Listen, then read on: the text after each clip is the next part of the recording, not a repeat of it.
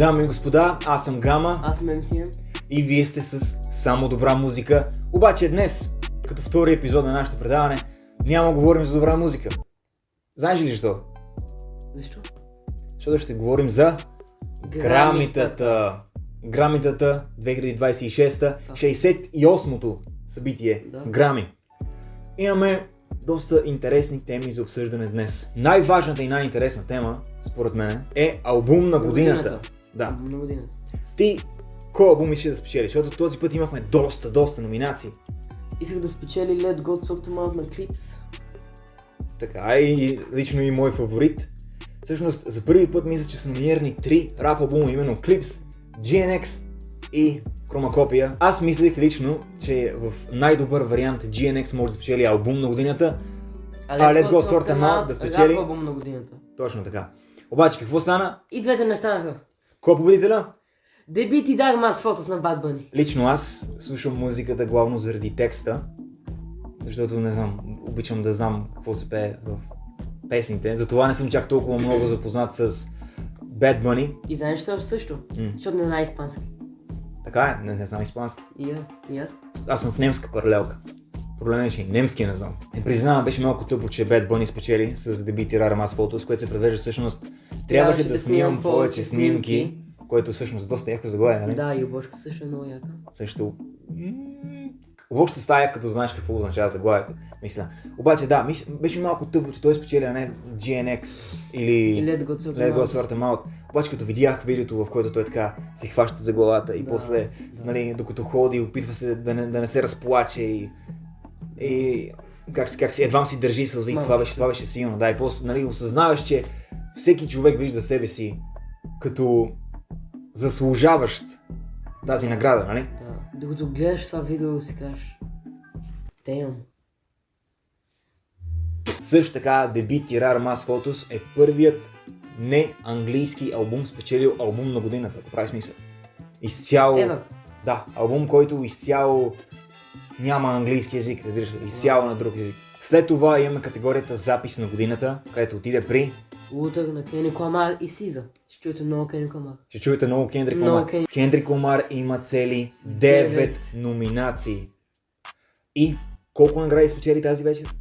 37. Не, 5. 5, а общо има 27, не 37. Това са 10 грамита от тази година и миналата година. Вау! Запис на годината, кой друг може да спечели? Имаше Anxiety, имаше Abracadabra на Lady Gaga, имаше Man Child на Sabrina Carpenter. Да. Правилно се, че не беше Anxiety. Anxiety ми харесваше в първата седмица, примерно. Хареше ми семпла, хареше ми как вокална припева е смисъл на слоеве, това беше хубаво. Да. Обаче малко прекалих с песента вече. Радиостанциите и такива неща. Песен на годината отиде при Wildflower на Билли Айлиш. Общо взето всички номинирани от запис на годината са също така в песен на годината, обаче тук имаме разликата, че Golden от K-pop Demon Hunters, така ли? Да, K-pop Demon Hunters. Те бяха номинирани. Това група ли един човек? Не знам, не съм запознан. Да, не спечели. Рап албум беше интересно. Така, ние бяхме за Let God Sort Them Out. Обаче спечели GNX пак на Кендрик Ламар. DMX спечели. DMX. DMX спечели. Казах ви, че ще чуете много Кендрик Ламар в това видео. Другите номинирани в тази категория бяха, разбира се, Let Go Sort Them Out, God Does Like Ugly Glorious на Gorilla и Let God Sort Them Out. Това вече го казах. И Chromacopia на Tyler the Creator. Имаше много интересна дискусия, когато повикаха Кендрик Ламар на сцената. Хората гледаха реакцията на J.I.D. и нека си бяха много негативни. От рода като J.I.D. не се радва за Кендрик. J.I.D. също беше номиниран, нали? Всеки би искал да спечели. J.I.D. смисъл не си тръгна, не беше разстроен. Нали, пляскаше. Колата си глава. Да. До толкова се трябва, нали? Смисъл и той е в тази категория, той се бори за това. Нали, ние бяхме за Let Go Sort Them Out. В смисъл, GNX хубав албум, но нали, смисъл, рядко се случва такова завръщане, както направиха братите Clips.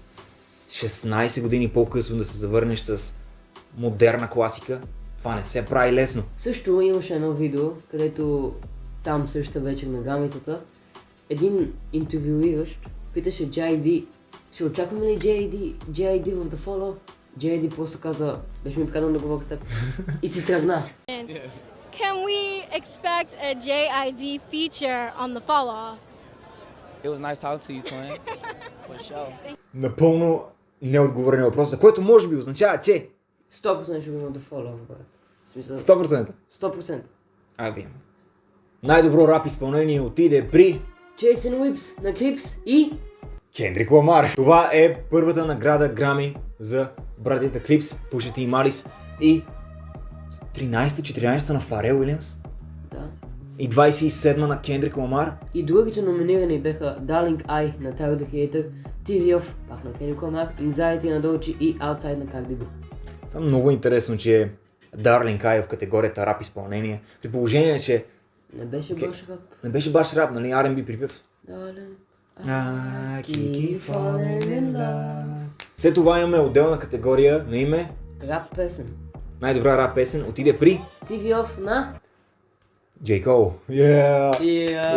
Не, TV Off на Kendrick Lamar. TV Off на Кендрик Ламар. Другите номинирани бяха... Sticky на Tyler the Creator и The Birds Don't Sing на Clips. Това вече е опир. Това е The буквално Birds Don't опит. Sing загуби пред песен от двама братя за техните починали родители. Пиано, Стиви Уъндър, имаме Джон Ледженд, имаме Фарел Уилямс накрая по някаква причина. И какво спечели? Губчица! Следващата категория е мелодичен рап. Победителят е Утъра на Kendrick Lamar. Другите номерини беха Somebody Loves Me на Drake и PND и Hot Hatters и на Jit. Това са главните, за които сме да говорим, тъй като, нали, Дрейк заради бифа с Кент. Дрейк, разбира се, не беше на грамитата. Може би, защото знае, че няма да спечели. Да. Или това, или не иска да види Кендрик на жив. Wholeheartedly на J.D. беше, ще бъде хубаво, ако беше спечелила тази песен. Не ме кеф тази песен. Never switch up on me. Да. Доста така изглежда, че хейтим Кендрик, но не е така, в смисъл, зад нас имаме 3 плочи на Кендрик Ламар. И CD-та. Имаме цялата дискография на Кендрик, Без без Section 80, ако го Section броиш за 80. албум, което от самия Кендрик не го броиш за албум. името Pimp a Butterfly, Miss Miranda Big Steppers, Cookie My CD, Damn и GNX Damn. Малко се отбърках. Други категории, за които искаме да говорим е без New Artist, Оливия Дин. Ти знаеш ли за Оливия Дин, нали? Не съм не чувал. Пусна много интересен албум тази година и тя е нео-соул певица. Радвам се, че тя спечели, защото наистина дава чувство в музиката, което липсва от отдавна с най-известната ти песен тази година, Man I Need, примерно. Поп албум отиде при Lady Gaga Mayhem. Доста пъти беше номинирана и песента Abracadabra. Поп песен спечели Меси на Лола Йонг. Знаеш ли тази песен? Не. Знаеш. Не. I'm too messy. Да. R&B албум спечели Мъд на Леон Томас. R&B песен отиде при Folded, И най-добра обложка спечели Комакопия на Tyler the Creator. което между другото е за първи път в историята тази категория най-добра обложка. Да, отнеми 68 години. Нали? Имаше много яко изпълнение на двете му ери всъщност. Да, Комакопия и Don't Tie the Glass. Именно песните Thought I Was Dead и Sugar Metal. И където Уби Big Paul- двете ери. Да. И Big Paul и Буквално- Saint Chromo бяха. Буквално на сцена бяха. Да. Тъй че това може да означава нова ера. Нов албум тази година. Нов албум.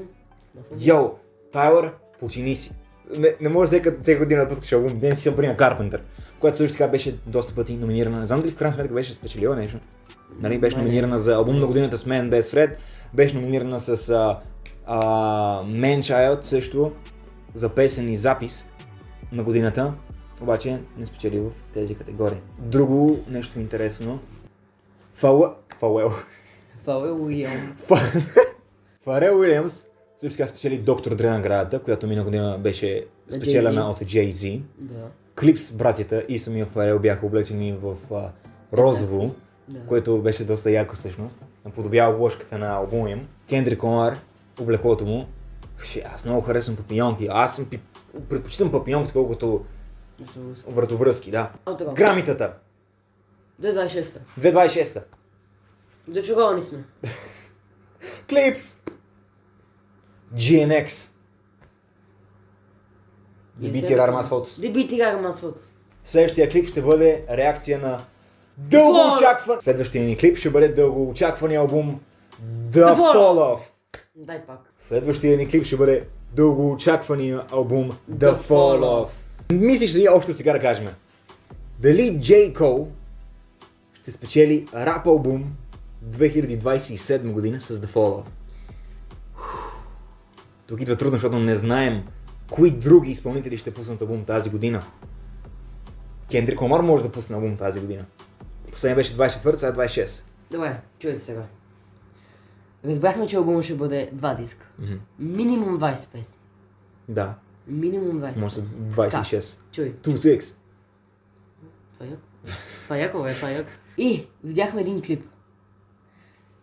Дето J. Cole се запознава с Sexy Red. Окей. 20 песни. 20 песни. Sexy Red в албума. Брат. Притеснявам се. Дали, Очакваме... дали Долчи ще вземе албум на годината от J. Cole? Не. Ей сега Чуй се просто нещо. Зомби Милм също. Да. Да. Чуй сега. Були! Були ain't dropping, bro. Айзея Рашад. Дължно съм мислих, Айзея да, Рашад. дължно съм мислих. Айзея Рашад да пусне албум! Айзея Рашад, ако дропне, брат. Всичките е тука. Той ги печели, брат. Ако не отивам, сега ще ги сби. Кендрик Ламар, нищо да не пусне тази година, ще спечели край. Това беше от нас. Следващия клип The Fall Off.